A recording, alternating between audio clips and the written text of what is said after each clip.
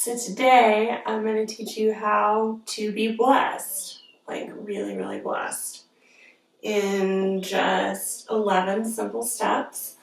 Complicated, I know, but not that complicated. Bear with me. Be poor in spirit, mourn, be humble, hunger and thirst for righteousness, be merciful, be pure in heart, be a peacemaker, and be persecuted. Excuse me, I believe that was 7 easy steps. 7 easy steps to be blessed. So easy. In all seriousness, I'm going to teach you how to be blessed in 7 easy steps. 1, be poor in spirit, mourn, be humble, hunger and thirst for righteousness, be merciful, be pure in heart, be a peacemaker, and be persecuted. Easy, right? I want to share with you a few things that I've learned about the Beatitudes. I rediscovered this passage almost a decade ago when I had an encounter with Jesus in my bedroom that turned my life on its head. And at the time, I was pretty burned out on religion. And I was pretty burned out on anything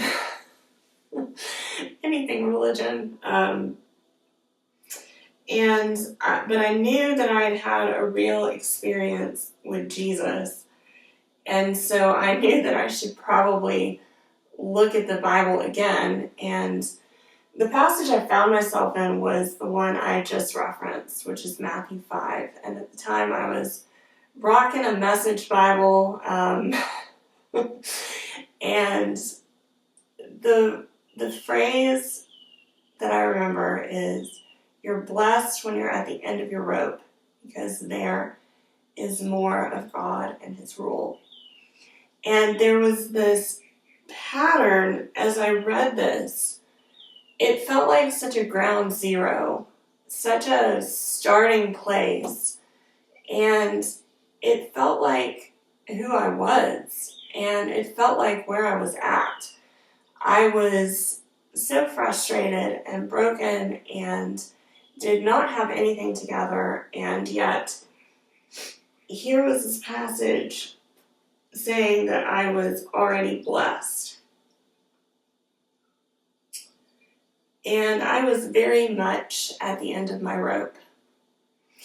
And I was very much in one of the most difficult seasons of my life. And here was this passage saying, "You're blessed." And that's the beautiful thing about the Beatitudes, is that it is an invitation to come right now, right as you are. And if you recognize yourself in any of these phrases, then you're welcome. And I think all that's being asked is to recognize the reality of where you are. Reading Matthew 5 was how the Lord discipled me in a time when I did not have access to a lot of discipleship. And it continues to sharpen me and knock the rough edges off me at the same time. Because the thing about Matthew 5 is that it reads you. You don't read Matthew 5. Matthew 5 reads you. And it's both a state of being and an invitation to step a little higher. The beautiful thing about the start of Matthew 5 is that Matthew 5 comes from a state of being. It doesn't say, try to be more poor in spirit. try to be more humble, try to be more sad, try to be more hungry. It just says if you are any of these things, then you're blessed and you're welcomed. And that to me is extraordinarily refreshing. And when you are down on your luck, you are blessed. And at the moment when you have lost what is most dear to you, you are blessed. In the worst moments of your life, you are blessed. At the moment of loss and the moment of messy collision is the moment of the greatest blessing of your life. I went through a season of incredible grief and loss after that moment with God in my bedroom. And despite how difficult that time was, I can easily look back and say that I was completely blessed in that season. And that in those moments of precariousness, in those moments of grief and suffering, that there was just this portal open, or this rending of the veil, or perhaps this awareness of the presence of Jesus in a way that I never would have had otherwise. And I don't think that God orchestrates our suffering necessarily, but I do think that in the moment of suffering, that there is a collision of blessing. In seminary, I spent a semester reading and studying the short section. And I studied a few things quite a bit. I wrote a 30-page paper. But a few highlights are the word blessed in Greek is makarios, and it means happy, blissful, fortunate, or flourishing. So in verse 4 exchange, blessed are those who mourn, for example, for happy, blissful, fortunate, or flourishing are those who mourn. There's this moment in grief where when you hand something to God, or in this moment of loss, when you hand something to God, you will become incredibly blessed. Augustine wrote that blessing is a perfect measure of the human life. This passage is not an invitation to seek out your own suffering.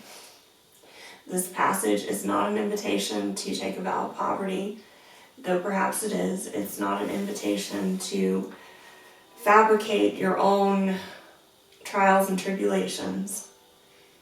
But it is an invitation that when those moments come, there is an amazing moment of divine collision between you, the moment, and Jesus that will change everything. Coming to the presence of Jesus is the only way that you can really find yourself blessed.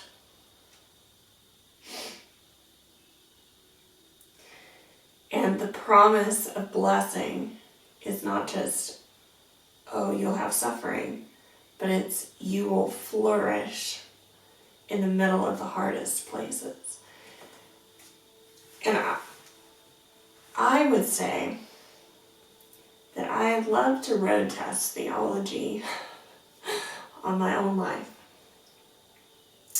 Before I talk about it, before I say this is what I think you should do, if possible, I like to use my life as a human experiment.